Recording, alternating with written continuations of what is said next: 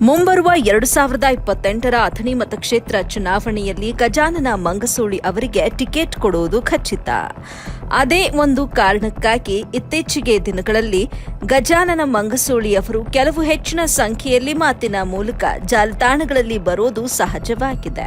ಇದೇ ಕಾಂಗ್ರೆಸ್ ಮನೆಯಲ್ಲಿರುವ ನಾಯಕರು ಬಾಡಿಗೆ ಮನೆ ಬಿಟ್ಟು ಮರಳಿ ಸ್ವಂತ ಮನೆಗೆ ಹೋಗುವ ನಿರ್ಧಾರ ಖಚಿತವಾಗಿದೆ.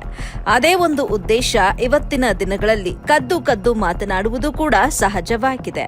ಈ ಸುದ್ದಿಯನ್ನ ನೋಡಿದ ಮೇಲೆ ಕೆಲವು ಜನರಿಗೆ ಇದು ಸುಳ್ಳು ಅಂತಾನೂ ಅನ್ನಿಸಬಹುದು.